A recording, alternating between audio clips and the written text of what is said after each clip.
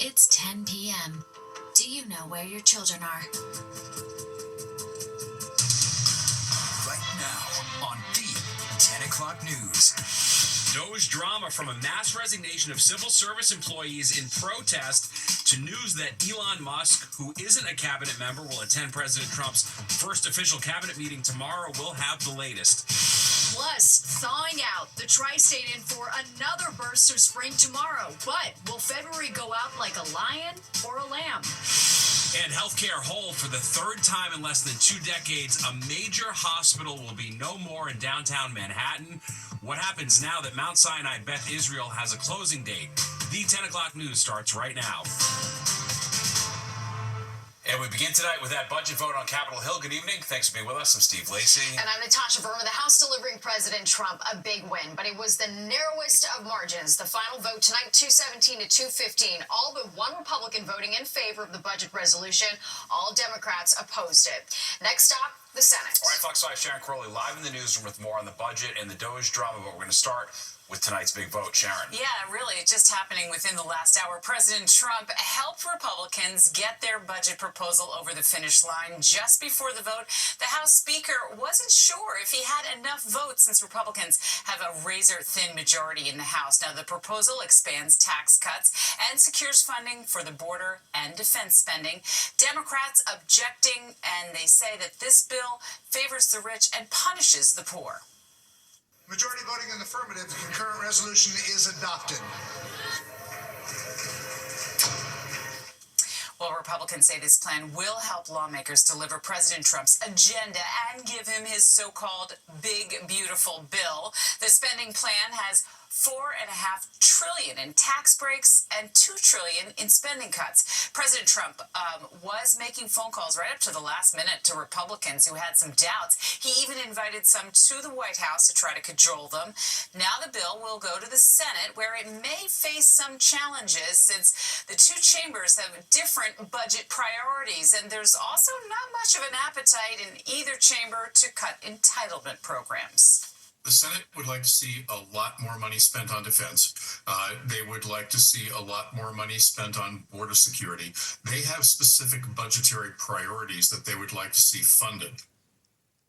Well, in other developments in Washington today, President Trump and Elon Musk's efforts to trim the size of the federal government generating more controversy. Frustrated former federal workers who lost their jobs to the Department of Government Efficiency, or DOJ, showing up to voice their concerns outside Senate offices today. Now, Republicans insist trimming the size of the federal government is a priority for the Trump administration. Democrats agree that most Americans want to see savings, but not at the expense of essential personnel. Things made worse and a little more confusing by Musk's email demanding workers list their accomplishments or lose their jobs. Some agencies then told workers to disregard it. President Trump was asked about the DOJ drama in the Oval Office today. In some cases, they're not writing back. And if they don't write back, they end up eventually losing their job. We give them extensions, but, that was something we thought about a long time ago. We give them extensions, but we'll see. We have to make sure, number one, that we have people, number two, that they're working, and number two, they're working for us, not for another company. Well, the White House also confirming that Elon Musk will attend Trump's first cabinet meeting tomorrow. And later this week, President Trump will meet with Ukrainian President Zelensky at the White House. Steve? All right, thanks, Sharon. Governor Hochul launching a new campaign to recruit federal workers for state jobs. It's called You're Hired, and it's in response, of course, to the DOJ layoffs that left thousands of federal workers out of a job. In her video message, Hochul points applicants to the state's website for its current openings. The governor's office touting strong benefits, including 12 weeks of fully paid parental leave. And for the latest news on DOJ and how it's impacting the tri-state, you can download the free Fox Local app. Well, a strike by New York State prison guards now in its second week. Even though they're in violation of a state law preventing most public employees from hitting the picket lines. Let's get the latest from Fox 5's Arthur Chan. Arthur? Well, Natasha, Steve, there's no understating how devastating the consequences could be for this. For instance, an investigation is underway tonight into an inmate found dead in his cell over the weekend to see if the walkout might have disrupted medical care. The massive strike has now spread to 40 of 42 state prisons in New York. Out of 16,000 prison guards, 14,000 are on strike, crowding picket lines. Governor Kathy Hochul says she's deployed 6,500 National Guardsmen to do the jobs of those who have walked out, demanding correction officers return to work. Let me be clear. The illegal actions being taken by a number of individuals is putting the entire state at risk. We need them back to work. This must end immediately. The strike is in violation of the state's Taylor Law, and those on strike are also now violating a temporary restraining order to return to work.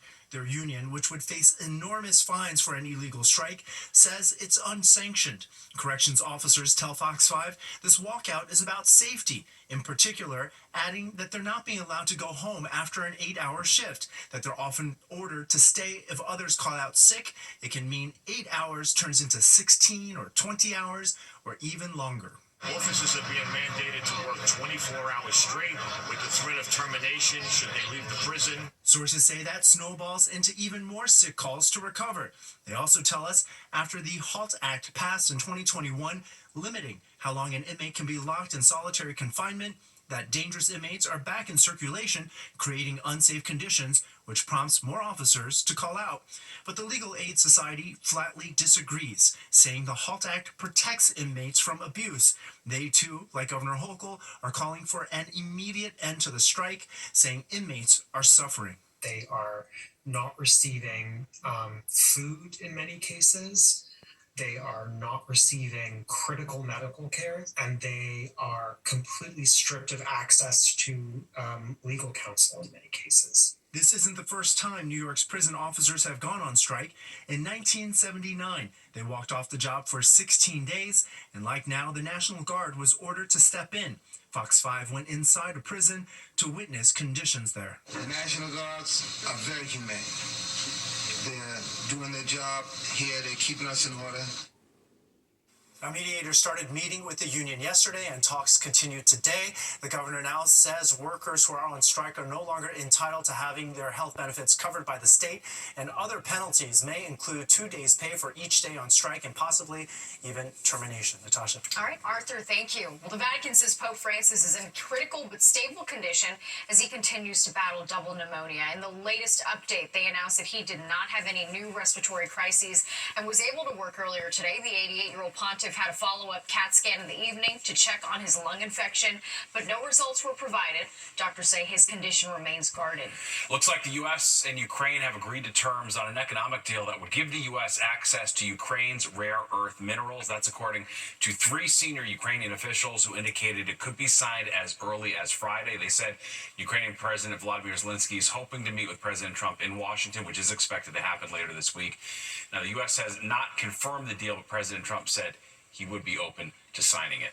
And tonight, the fragile ceasefire in the Middle East is in jeopardy. Phase 1 is days from ending, and Phase 2 could be put on hold after Hamas officials accused Israel of violating terms of their deal by delaying the release of some 600 Palestinian prisoners. Israel says the delay is in response to how its captives were treated.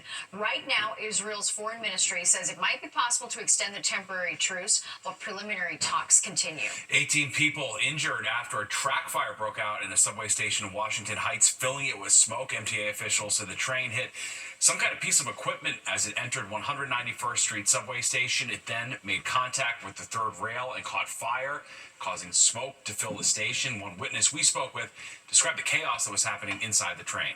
You see this flame, a big flame, like a flame, and then smoke. And then I turned around, everybody started running. So I turned around, I started running too. Like people almost was like passing out because the smoke was so much. This is what I was breathing. This is what I was breathing. Goodness, wow. Service disrupted for a few hours on both sides, but now things are running back on or close to schedule. All right, let's talk about the weather, and it's feeling like spring out there, as you can see around Columbus Circle tonight. People were happy today. Yeah, it was a great day, no doubt about it. If you couldn't get out there today, we've got another chance at it tomorrow. It's even going to be a little bit warmer, right, Nick? Not so much tomorrow. It'll be a little bit cooler, actually, but still in the 50s. So I made back a lot of friends today after last week when it was quite the brutal cold out there. But let's not get too excited. Still have a ways to go before it really does become spring. I mean, meteorological spring will begin on March the 1st. So that's just a couple of days. But astronomical spring, which is the vernal equinox, that happens on March 20th. And that's going to happen at about 5 o'clock in the morning or so. So got 22 days until that happens. Well, today was definitely up there. 60 at Belmar, high 50s, Newark to Midtown, mid 50s there, Hudson Valley, even across the island. We were in the 50s today. Connecticut joining in the fun, and 50s across the eastern parts of Pennsylvania. So again, slightly cooler tomorrow. There'll still be some mid 50s around, as you'll see here in a minute. We take a look at the forecast. Right now, we've cooled it off though, already down to 34. Poughkeepsie, quick drop, with again a clear sky. That's not uncommon that the heat of the day kind of escapes into space here. 43 at the on the east end there by the Hamptons, and then mid-40s heading down the Jersey Shore. Wind is lightened up out of the northwest. It's about 5 to 10 miles an hour. That will continue tonight. The threat of showers that we had from later this afternoon, that's pretty much gone by the boards. And again, we have clear sky all the way back towards Chicago. See that disturbance though there? That's going to bring the threat of showers back here by tomorrow night. So clearing tonight, sunny tomorrow, nice day. Again, the threat of showers will come in as we head into tomorrow night, and it's going to last into Thursday. So mostly mid and upper 30s around town, and lower 30s, colder suburbs north and west. Tomorrow again, low to some middle 50s. Not a bad day. Stephen? Nice. All right. Love it. Thanks, Nick. Well, accused Gilgo Beach serial killer Rex Heuermann back inside a Long Island courtroom. That's right. Why his legal team wants DNA evidence in the case tossed. And after a long battle reaching all the way to the New York State Supreme Court, the state is set. Mount Sinai Beth Israel is going to close for good.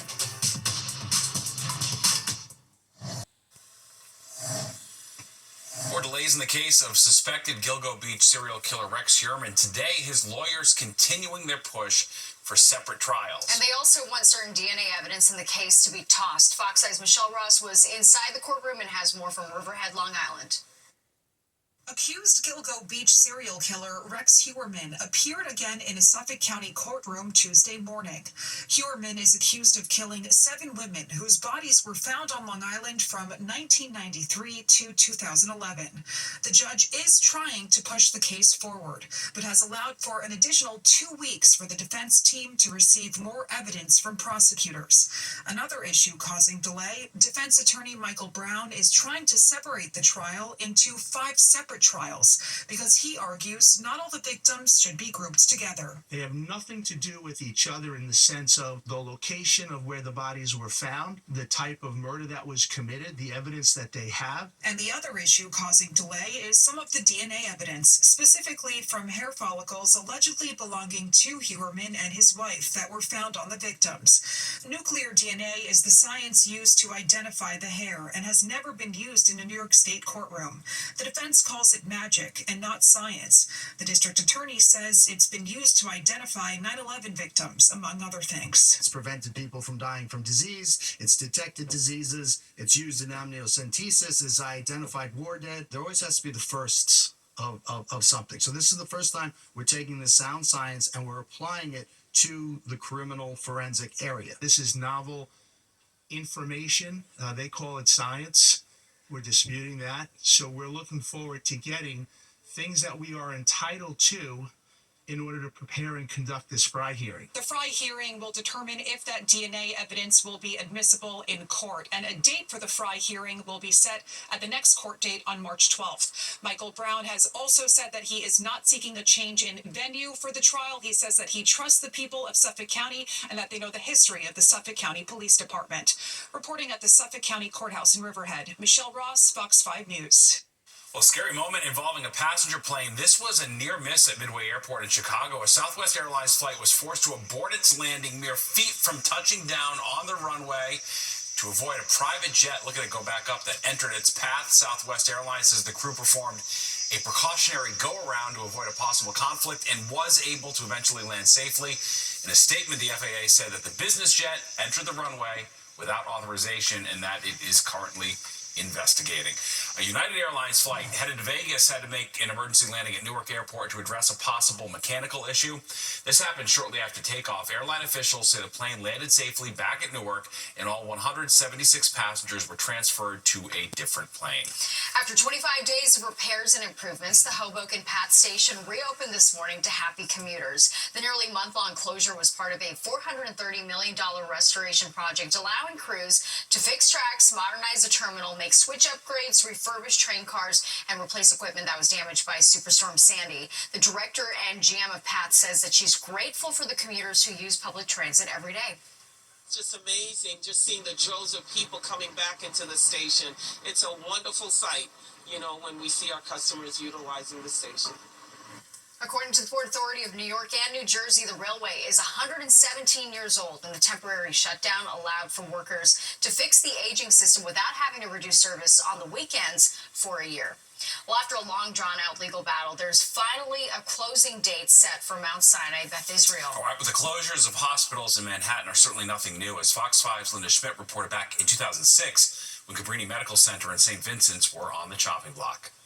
The Berger Commission says unless 9 hospitals are closed and 48 others reconfigured or merged, they will drain the healthcare system here in New York and actually pose a danger to patients who won't be able to receive quality care. St. Vincent's Midtown Hospital is on the hit list, along with Cabrini Medical Center, which is in Gramercy Park.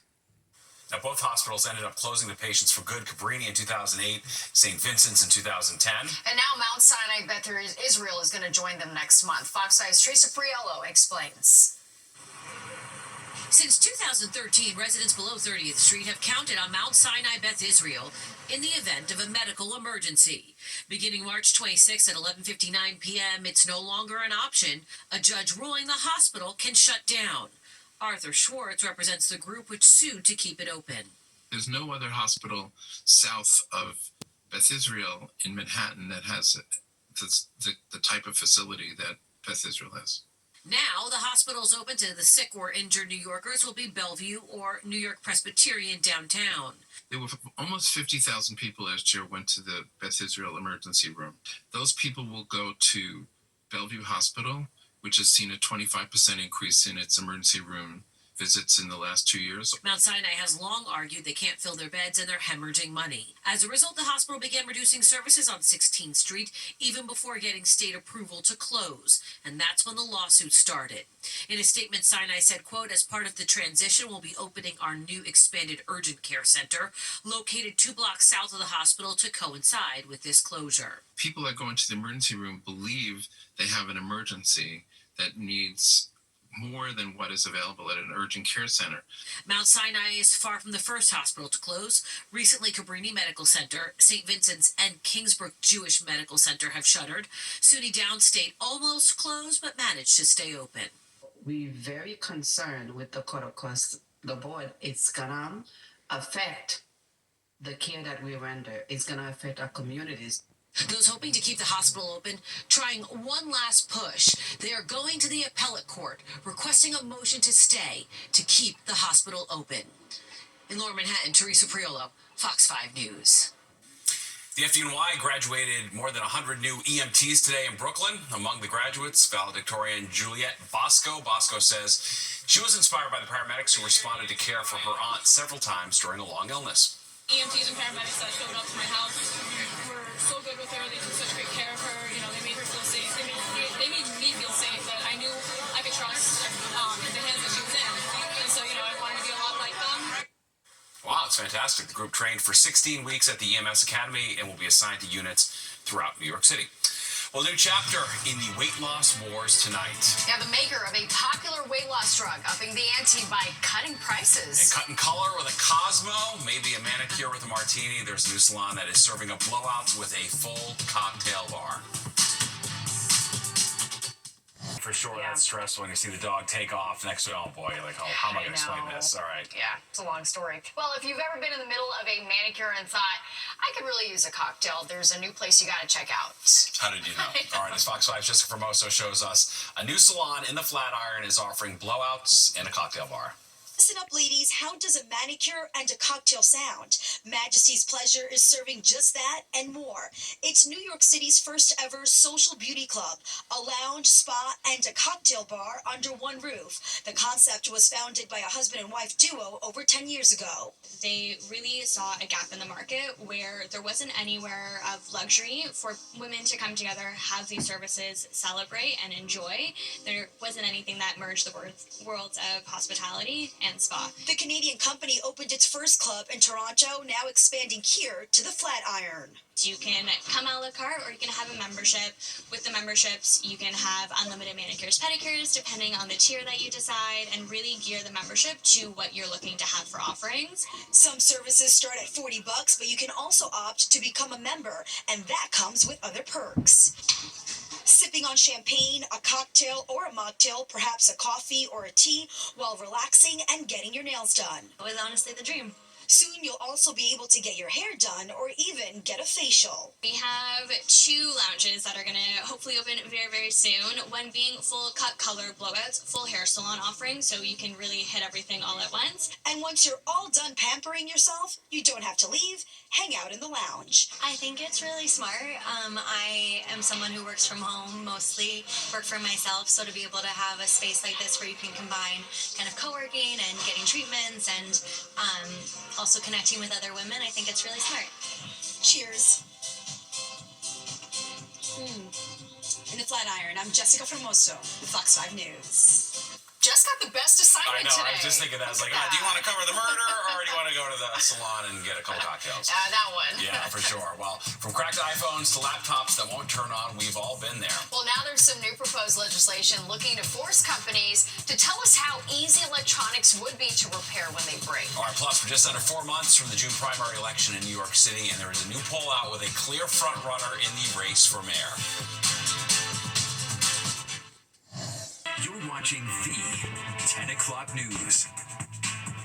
Tonight, we're taking an up-close look at New York City's mayoral race. Former Governor Andrew Cuomo hasn't even announced a run yet. All right, he's already the front runner, though, in a poll released today. As you can see here, the former governor leads 38% to Zohran Madani's 12% and Mayor Adams 10%. This poll done by Honan Strategy Group. So, what does it mean for the race for City Hall? Here's Fox 5's Morgan McKay. Right now, the mayor's race is between Andrew Cuomo and whoever can eventually emerge to compete against Andrew Cuomo. It's New York's worst kept secret. Former Governor Andrew Cuomo is preparing to jump in the race for mayor any day now, and he's already picking up key endorsements from labor unions to politicians. I feel like the city of New York has been dangerously destabilized, and what we need is the kind of strong, steady, and stable leadership that Andrew Cuomo can uniquely offer to a city in crisis. But Congressman Richie Torres was one of the many lawmakers to call on Cuomo to resign in 2021, following an investigation into Cuomo's handling of nursing home deaths and after multiple women came forward to accuse the former governor of sexual harassment.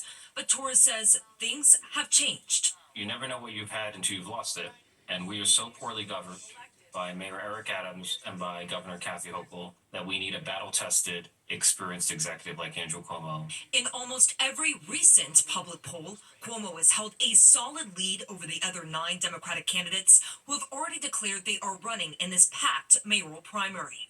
Mayor Eric Adams has come in second for most polls until this week, where he dropped a third choice for at least 2 separate polls. While some of the candidates have struggled to gain any early ground in the primary race, others, like Assemblyman Zohran Mamdani, are seeing a boost from the polls this week, with one poll placing him as voters' second choice.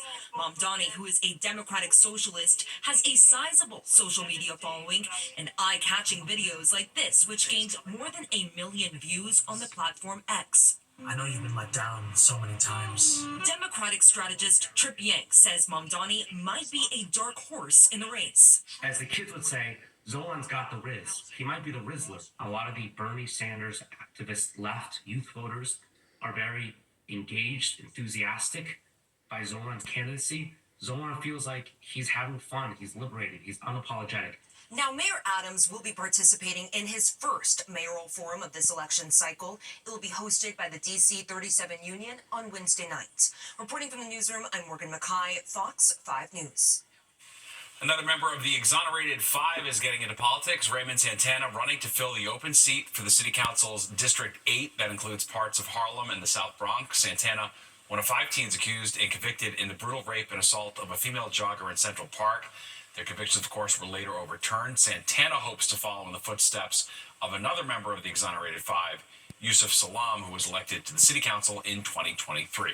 New Jersey Governor Phil Murphy delivering his budget address for the upcoming fiscal year. It's his last one before leaving office next year. Murphy is proposing to spend a record $58.1 billion, but it would largely avoid widespread tax hikes ahead of the November election. The plan proposes doubling a 1% tax on property sales worth more than $1 million to 2%, as well as funding for childcare, education, and women's health care. But though we have come far on this journey, let me be absolutely clear, we have not reached the finish line yet. Because today, at a time when working families have been pummeled by rising prices and the noise of chaos and confusion in Washington is louder than ever, the reality is the working people who keep our state moving cannot afford to slow down, and neither can we. Lawmakers will now take over the budget process, holding hearings over the next several months before finalizing a budget by the deadline, June 30th. Eli Lilly wants to reach more customers with its weight loss medicine. The drug maker reducing the price of Zepbound and selling a wider range of doses through its website, Lilly Direct. 7.5 milligram and 10 milligram vials of Zepbound are just under $500 per month when patients fill their first prescription online. Meanwhile, it's lowering the cost of both of its lower dose vials by $50 each.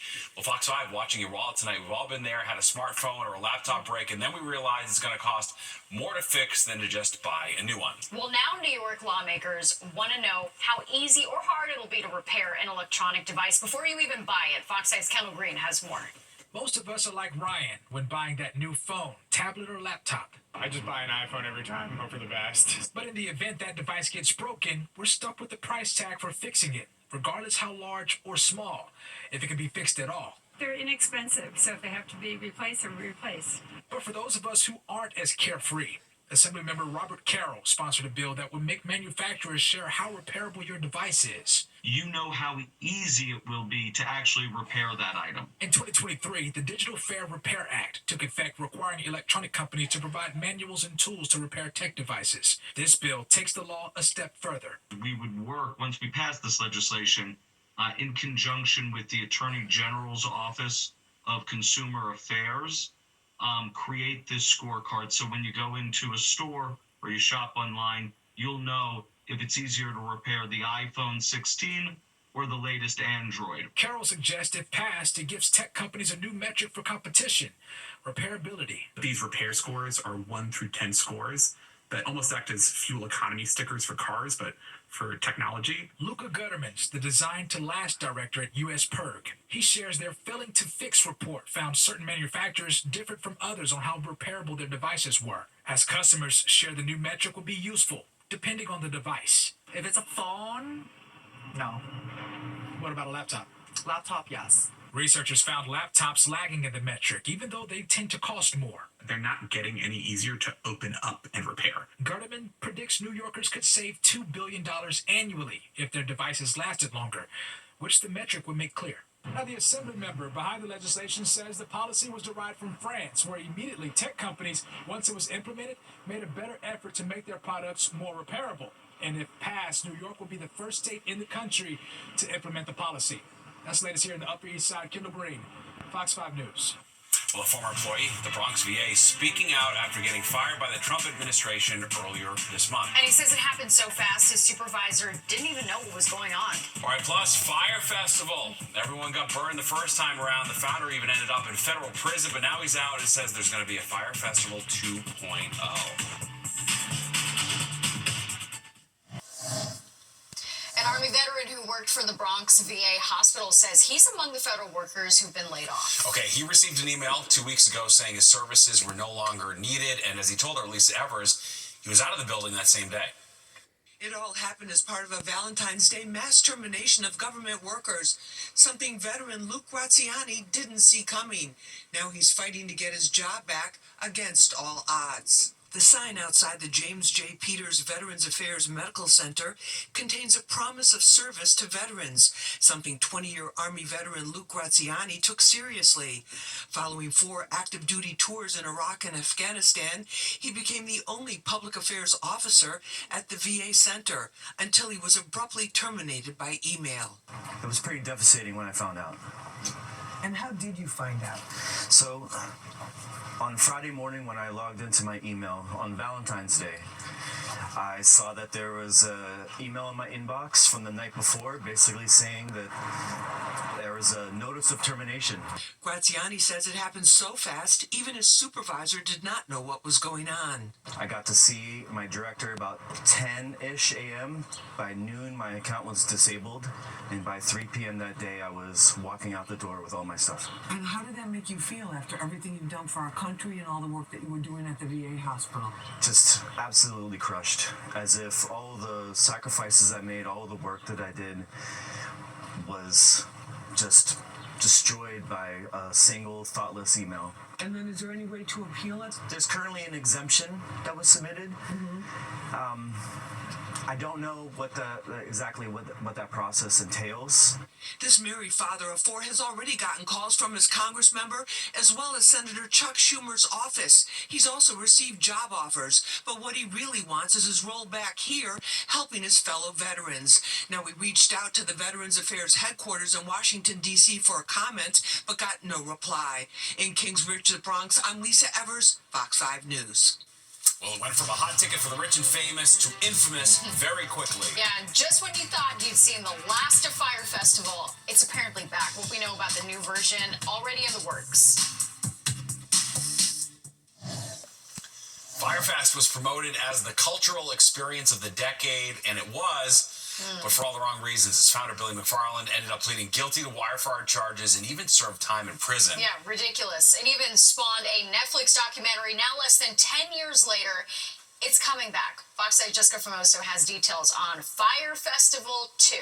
It was 2017, Billy McFarland promising an experience of a lifetime, a luxury music festival in the Bahamas, the Fire Festival. The biggest event in a decade, I promise you. But it was everything but luxury. It was a disaster. Attendees eating lettuce and cheese sandwiches and sleeping in emergency relief tents. The festival's downfall even became the subject of a Netflix documentary. He just would not take no for an answer, and he just kept pulling money in somehow. Fast forward to 2025, and McFarland is back at it again. Fire 2 is real. My dream is finally becoming a reality. That's what I would say too. If I was doing it again too, and I messed up that bad the first time. Yes, Fire Festival 2.0. He spoke about it in an interview with The Today Show. Fire 2 really isn't about the past, and it's not really about me.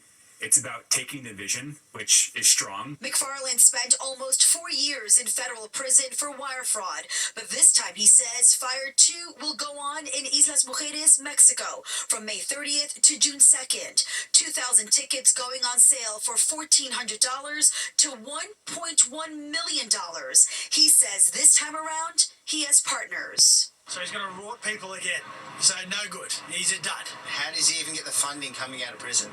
Now here's the deal. Tickets are on sale. However, the artists have not been announced. What makes Fire so cool is that we are selling the experience of Fire. I want to be one of the first festivals that can sell out with no artists. Admitting the festival is not for everyone. It's for those who are willing to take the risk. You're taking a risk because I made a lot of bad decisions and messed up the first festival. Until it's experienced, there is a risk component to it. Like I said, everyone deserves a second chance, and I think I would like to see what would happen and what would come from it. McFarland still owes $26 million in restitution. Some of the money that he makes from Fire 2.0 will go towards that. In Midtown, I'm Jessica Formoso, Fox 5 News. Well, if you get duped again, the signs were there. I think we should go. I mean, can you imagine the views we would get on social media if we showed up at this disaster? I don't think I'd survive in a tent. No. Or on lettuce sandwiches wouldn't cut it for you. We'd come back skinnier, though, so that's a win, you know? No, I don't know. Fire Festival / Fat Farm. Not so fire, Nick. Not so fire. Pass. Thank you very much. Hard pass. On to another event. Hey, how about today? This was reality. It was pretty good, right? We made it into the 50s today. In fact, some upper 50s in parts of the area, including Midtown, stopping at 57 for the high, way above the average of 44. 43 the low, that's close to where the average high should be, as you see. 31 the average low, and the record low was 1. That was 1894, but no records today. Just kind of flip those numbers for that 75. 6:35, sunrise going down at 5:43. You will see all of it tomorrow tomorrow. Tomorrow is the pick of the week, as you'll see in the forecast. 48 now, clear. Winds out of the northwest, but light. Humidity's dry. Pressure has gone missing, but it's just kind of steady at 29.75. All right, so why are we talking about all this mild weather in the forecast? Well, the weather pattern has changed a bit now. The polar jet stream up to the north, again, we relate that with the polar vortex. We talk about that, of course, particularly in the wintertime. That had, dived all the way southward, brought all that cold air recently, but now it's a more zonal, a more west to east flow, so that's blocking the cold air up north. For the time being, that trough will shift back down again for the second half of the weekend. But look at the temperatures around the country. In the 60s, again, Des Moines, Kansas City, 70s to 80-degree weather. Nashville westward towards Texas, down to Brownsville, 70s to South Florida, and even that mild weather making it up to Denver at 70 today, 90 for Phoenix. That's the first 90-degree day of the year here, 70 LA, and then 50s into the Pacific Northwest. So really not a lot of cold air around the country. All right, closer to home, we've cooled off a little, like Poughkeepsie at 34, but everybody else low to mid-40s, still 48 in Midtown, as I showed you, mid-40s down to Belmar with a northwest wind. It's light, 5-10 miles an hour. We'll stay that way tonight. Maybe pick up a little bit in speed tomorrow, particularly in the morning. All right, these highs are great. 60 Belmar, upper 50s there, Trenton to the city, mid-50s, Hudson Valley to Connecticut, and 50s too into eastern parts of Pennsylvania. So nice temperature jump for sure. 40s, 50s into New England, a little cooler State College, but we picked up 70 down in Richmond, Virginia, and back to the 60s as you head towards Indianapolis on southward. Cincinnati there, 64. Chicago still in the 50s today, along with Detroit. Okay, look at the satellite view. Again, that shower threat we talked about earlier, well, that's gone. That's all off to the east now. Big picture, though, does show a little weak disturbance. It's going to be coming our way. It's producing some showers now in Iowa and in Minnesota, moving pretty quickly. This is going to arrive here tomorrow night, and it'll last probably through a chunk of Thursday, bringing showers to the forecast. In the meantime, again, that storm out west has kind of disappeared, and dry weather taking us all the way down to Southern California. All right, here's our futurecast again tonight. Sky is clear. It's a little chilly. Low to mid-30s north and west, upper 30s in town. Same deal along the coast. Tomorrow, nice day, sunny, 53 in the city or so, mid-50s in parts of central New Jersey, even 50-degree weather, Hudson Valley into Connecticut. Now, here come the clouds for tomorrow night. And again, some shower activity arrives. Temperatures upper 30s, lower 40s. And Thursday morning, we're still dealing with the showers. Again, off on most of the day. But Thursday it warms up. So I might hit 60 again on Thursday. Certainly some upper 50s, central New Jersey. And then it cools down a little towards the end of the week. All right, going down to 39 tonight. Again, mid-30s, some of those cooler suburbs as the sky kind of clears out. Tomorrow's 53, nice day. Showers Thursday, 57. Windy on Friday. Will still be above average at 46 with sunshine. Jump into 57 on Saturday. But look at that. The bottom drops out Sunday and Monday, a little colder again, but right back to 50 on Tuesday. Natasha? Thanks for looking up. All right, Nick, thank you. A musical meeting of the minds was celebrated on Long Island today when the Holocaust Memorial and Tolerance Center in Glen Cove welcomed the president of the Jerusalem Academy of Music and Dance and showed performances of Jewish and Arab students from the academy making music together. This music that we heard was actually played in unison. And this is the essence of this music, and this is what we're trying to do, to respect the differences and to celebrate what we have in common. Organizers say today's event shows the transformational power of music to promote tolerance and understanding. Glen Cove's mayor also presented Klinghoffer with a special citation to honor his work. Well, chances are you've heard a real estate agent say it's all about location, location, location. That's right. And if you're looking for a pad that's so close to the subway you could literally reach out and touch it, if you're brave enough, we may have found the perfect place for you. The news on Friday. Brokers will tell you locations, everything, especially if your building is steps away from the subway. And as Fox 9's Richard Jacobs shows us, one apartment building in Brooklyn is so close you can literally touch a train as it goes by. On an early spring-like day in New York City, our Pit Alawalia would love to open his bedroom window and breathe the fresh air. There's just one problem. The roar of the MJ and Z trains may impede on any bit of relaxation. I think it's just another part of the city.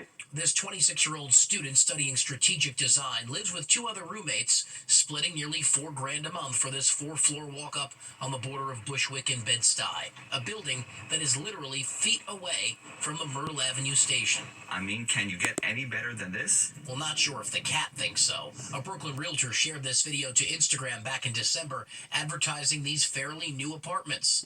It has since gone viral, garnering millions of views. My client was looking for an apartment within a 7-minute walk from the train, so I showed them this one, and they signed on the spot. The windows are actually not that quite bad. Like, they did a good job kind of keeping the sound out. So for Arpit and his roommates, maybe he hasn't gotten used to the sound when the doors and windows are closed in his apartment, but they become more acclimated to it. As far as when they want to open this door on a warm summer day and step out on the balcony, well, there goes the peace and quiet. One thing that does annoy me is the 4 a.m. train that sometimes pulls in, which is the maintenance one, because that's really loud at times, and that one can wake us up. Maybe Arpit lost a bit of sleep the first few nights he spent here, but now he just blocks it out. Sometimes he even finds himself people watching and sketching those waiting for a train on the platform. And as someone who looks at life through a glass half full, I feel for us as students, it was kind of a plus because we wanted to, be closest to subway as possible. just don't jump on board. In the Bushwick section of Brooklyn, Richard Giacobas, Fox 5 News. Hey, save some time on the commute, I guess. That's for sure. It's right It's there. pretty wild. All right, well, there's more of the 10 o'clock news straight ahead. We'll be right back.